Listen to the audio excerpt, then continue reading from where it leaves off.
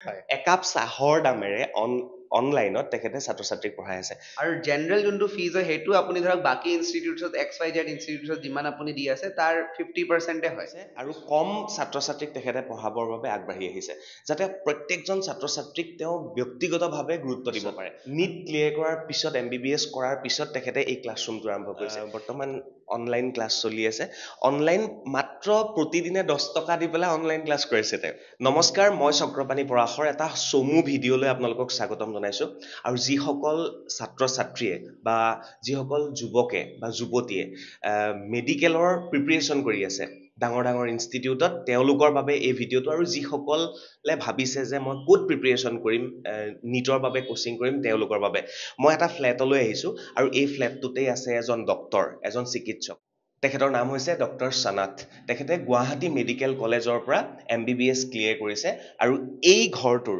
এই যিটো ফ্লেট তেখেতৰ এই ফ্লেটটোৰ এটা বিশেষ ৰুমত তেখেতে আৰম্ভ কৰিছে কিছু ছাত্ৰ ছাত্ৰীক পঢ়াবৰ বাবে এই ফ্লেটটোৰ এটা বিশেষ কক্ষত এটা বিশেষ ৰুমত ডক্টৰ সনাথে আৰম্ভ কৰিছে এই বিশেষ কোচিং চেণ্টাৰৰ অফলাইন আৰু অনলাইন দুইটা মাধ্যমতে তেখেতে পঢ়াবলৈ আৰম্ভ কৰিছে ছাত্ৰ ছাত্ৰীক নিজে এগৰাকী MBBS ডক্টৰ হোৱাৰ পিছতো তেখেতে ছাত্ৰ ছাত্ৰীক পঢ়াবলৈ আগ্ৰহ প্ৰকাশ কৰিছে আৰু বেলেগ ইনষ্টিটিউটতকৈ 50% কমত তেখেতে পঢ়াবলৈ আৰম্ভ কৰিছে আৰু অনলাইনত প্ৰতিদিনে মাত্ৰ 10 টকা খৰচ কৰি আপোনালোকে এই কোৰ্স তেওঁৰ পৰা ল'ব পাৰে আৰু এইখিনিতে মই কৈ থৈ দিওঁ নৰ্থ ইষ্টত হয়তো এইগৰাকী প্ৰথম ডক্টৰ হ'ব যিগৰাকী ডক্টৰে নিজে MBBS পঢ়ি নিট ক্লিয়াৰ কৰি MBBS পঢ়ি তেখেতে ছাত্ৰ ছাত্ৰীক পঢ়াবলৈ আৰম্ভ কৰিছে আন ইনষ্টিটিউটত আপোনালোকে দেখা পাব যে তাত বেলেগ বেলেগ টিচাৰ থাকে যিসকল টিচাৰে নিট বা আন এক্সাম ক্লিয়াৰ নকৰে কিন্তু ছাত্ৰ ছাত্ৰীক পঢ়াবলৈ তেওঁলোকে আহে বাহিৰৰ ৰাজ্যৰ পৰা আহে কিন্তু এইগৰাকী অসমৰ যুৱকে অসমৰ নতুন প্ৰজন্মৰ যুৱকে তেখেতে নিজে সকলোবিলাক কৰি ছাত্ৰ ছাত্ৰীক পঢ়াবলৈ আহিছে কিমান ভাল খবৰ আপোনালোকে ভাবি চাওক গতিকে উপদেশতকৈ যে আৰ্হি ভাল সেইটো তেখেতে দেখাইছে যে প্ৰথমে নিজে MBBS ক্লিয়াৰ কৰিছে তাৰপিছত MBBS কৰি থকাৰ পিছতে তেখেতে আৰম্ভ কৰিছে ছাত্ৰ ছাত্ৰীক পঢ়াবৰ বাবে এয়াই হৈছে উপদেশতকৈ আৰ্হি ভাল আহক তেওঁক লগ কৰোঁ আৰু এই মুহূৰ্তত মই সেই কক্ষটো দেখাইছো এটা সৰু কক্ষ এই কক্ষটোৰ ভিতৰতে সেয়া ডক্টৰ সনাথ তেখেতে ক্লাছ কৰি আছে আহক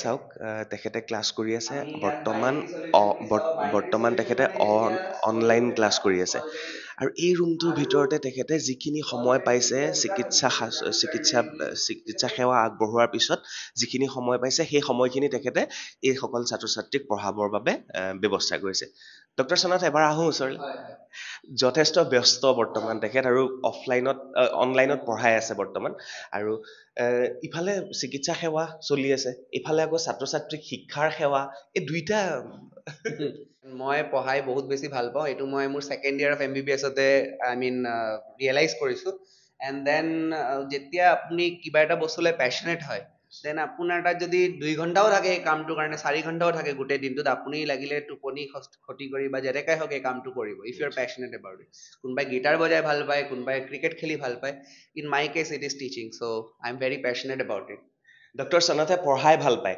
এটা কথা হয় না উপদেশতকৈ আৰ্হি ভাল বুলি কয় আপুনি নিজে আৰ্হি দেখাইছে নিট ক্লিয়াৰ কৰি MBBS কৰিছে গুৱাহাটী মেডিকেল কলেজৰ পৰা তাৰপিছত আপুনি পঢ়াবলৈ আহিছে গতিকে সেইটো এটা বস্তু যে যিটো কথা আমাৰ চলি থাকে না উপদেশতকৈ আৰ্হি ভাল একদম আপোনাক এইটো মানে চুট কৰে মানে থেংক ইউ সেইটো কাৰণে ভাল লাগিছে থেংক ইউ আৰু এটা কথা কৈ থওঁ বৰ্তমান অনলাইন ক্লাছ চলি আছে অনলাইন মাত্ৰ প্ৰতিদিনে 10 টকা দি পেলাই অনলাইন ক্লাছ কৰিছে তেওঁ 10 টকা খৰচ হয় more or less apuni 10 rupees ধৰিব পাৰো like this you can say the price of a chocolate price of A chocolate বা 1 কাপ টি অসমীয়া মানুহ টি ক'ব লাগিব একাপ চাহৰ দামেৰে অনলাইনত তেখেতে ছাত্ৰ ছাত্ৰীক পঢ়াই আছে মই আহ্বান কৰিম যে আপোনালোক আহক তেখেতৰ পৰা শিক্ষা লওক সেয়া আশা কৰিম যিসকল দুখীয়া ল'ৰা ছোৱালী তেওঁলোকে খুব আগ্ৰহেৰে ৰৈ থাকে তেওঁলোকৰ সপোন ডাঙৰ থাকে কিন্তু ইমান ডাঙৰ ডাঙৰ ইনষ্টিটিউট ইমান ডাঙৰ ডাঙৰ কোচিং চেণ্টাৰ য'ত লাখ লাখ টকা খৰচ কৰি পেলাই পঢ়িবলগীয়া হয় BA কৰিব নোৱাৰে পৰিয়ালেও BA কৰিব নোৱাৰে সেইটো এটা ডাঙৰ কথা আজিকালি ইনষ্টিটিউটবিলাকে বহুত টকা লৈ যায়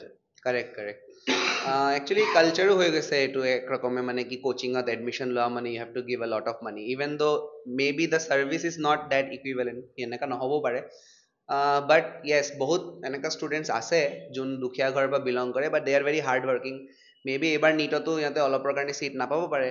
তো মই এইটোৱে ক'ম কি you don't have to worry about money. মোৰ ওচৰত আহিব গ'লে পইচাৰ টেনশ্যনটো ল'ব নালাগে। জাষ্ট আহা, কণ্টেক্ট কৰা, and then we will see what we can do for you. Fee ষ্ট্ৰাকচাৰটো কেনেকুৱা হ'ব ডক্টৰ সোনাথ? যদি আপোনাৰ এইবছৰ যেনেকা আমি দেখা পাই আছোঁ যে নীটৰ কাট অফটো অলপ শ্বুট কৰিছে, তো যদি কোনোবা ভাল ষ্টুডেণ্ট আছে যোনে অলপৰ কাৰণে ধৰক চিট পোৱা নাই, মই ডিচাইড কৰিছোঁ যে এইবাৰ আপ টু 90%টো কনচেশ্যন দিম। মানে ফিজটো একদম নেগলিজিবল হৈ যাব অফলাইনত চাব গ'লে, অফলাইন ছেক্টৰৰ ফালে চাব গ'লে। আৰু অনলাইনততো it's already negligible, it's hardly costing you like 10 rupees a day ক'ব গ'লে, very very negotiable and I mean negligible. তো আৰু ছেকেণ্ড কথাটো হ'ল আপোনাৰ অফলাইনত ভাল ষ্টুডেণ্ট যদি আহে আমি আৰু কনচেশ্যন দিম।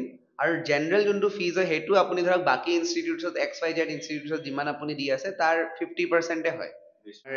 ইনষ্টিটিউটখন এনেকা যে I am the only mentor in the entire north east যোনে নিজে নীট ক্ৰেক কৰিছে, and we are preparing our students for MBBS। Last 3-4 ইয়াৰ্ছৰ পৰাই মই পঢ়াই আছোঁ। ইনফেক্ট ছেকেণ্ড ইয়াৰ অফ MBBSৰ পৰাই মই পঢ়াই আছোঁ। And every year we have given selections. মই বেলেগ ইনষ্টিটিউটছৰ লগতো জড়িত হৈ আছিলোঁ, তাতো আপোনাৰ চিলেকশ্যনছ আছে। এণ্ড এইবাৰ মই টাৰ্গেট ৰাখিছোঁ যে লাষ্ট 2024 হিচাপে চাব গ'লে এৰাউণ্ড 40% চিলেকশ্যন ৰেচিঅ' আছে, which is quite high. And this year I am targeting like 100% selection, and সেইকাৰণে বেটচ চাইজটো একদম স্মল ৰাখিম। যিকেইজন ষ্টুডেণ্ট আছে মোৰ লগত প্ৰিপেয়াৰ কৰিব বিচাৰি আছে, you can contact me and we will start our preparation. And one guidance provide কৰা মোৰ কাৰণে বহুত ইজি হ'ব, বিকজ যেনেকৈ দাদাই ক'লে classroom is very small, like we can interact with every single one of you. I'll know every single one of your doubts and everything. আৰু এইখিনিতে মই শেষ কৰিম ভিডিঅ'টো। এটা চমু ভিডিঅ' মই আপোনালোকৰ বাবে আগবঢ়াইছিলোঁ। আৰু ছাৰক মানে আপোনালোকৰ ছাৰক, ডক্টৰ ছাৰক এই অঞ্চলটোত য'ত তেওঁ পঢ়ায়, য'ত ক্লাছ তেওঁ দিয়ে, ওচৰৰে যোৱা ছাত্ৰ ছাত্ৰীয়ে তেখেতক মাত এষাৰ দি থৈ যায়। কিয় মাতটো দি থৈ যায় সেয়া তাৰ কাহিনী আছে। আৰু এইখিনিতে মই কৈ থওঁ, অফলাইন পঢ়িবৰ কাৰণে মাত্ৰ 30টা ছিট আছে। ইতিমধ্যে প্ৰায় 20টা নে কিমানটা ছিট বুকিং হৈ গৈছে, আৰু বেছি ছিটো নাই। আৰু ৰুম এইটোৱেই, ইয়াতকৈ ডাঙৰ ব্যৱস্থাও তেওঁ নকৰে। আৰু তেখেতে এটা কথা কৈছে, ষ্টুডেণ্ট কম থাকিব, কিন্তু প্ৰত্যেকজন ষ্টুডেণ্টক মানে ব্যক্তিগতভাৱে তেওঁক শিকাবলৈ চেষ্টা কৰিব, জোৰ কৰিব। সেইটো এটা খুব ভাল কথা ক'লে। আপুনি কিমান চনত MBBS ক্লিয়াৰ কৰিলে? আপোনাৰ 2018 বেচত মই আপোনাৰ নীট ক্ৰেক কৰিছিলোঁ, এণ্ড 2023লৈকে মোৰ MBBS কণ্টিনিউ হৈছে। Thank you. এইটো এটা চমু ভিডিঅ', আৰু ছাৰৰ নাম্বাৰ মই স্ক্ৰীণত দি দিছোঁ, যিটো নাম্বাৰত আপোনালোকে যোগাযোগ কৰিব পাৰে। গতিকে এই ভিডিঅ'টো মই ইয়াতে শেষ কৰিলোঁ। এটা খুব মোৰ ভাল লগা ভিডিঅ' হ'ল, আৰু আপোনালোকৰো নিশ্চয় ভাল লগা ভিডিঅ' হ'ব বুলি আশা কৰিছোঁ। যিসকলৰ প্ৰয়োজন তেওঁলোকে যোগাযোগ কৰিব, অন্যথা এনেই ফোন কৰি নাথাকিব। ধন্যবাদ। আৰু এইখন ডিজিটেল বৰ্ডৰ পৰাই আপোনালোকে তেওঁৰ অনলাইন যিবিলাক ক্লাছ সেইবিলাক আপোনালোকে ল'ব পাৰিব। ধন্যবাদ ছাৰ, থেংক ইউ।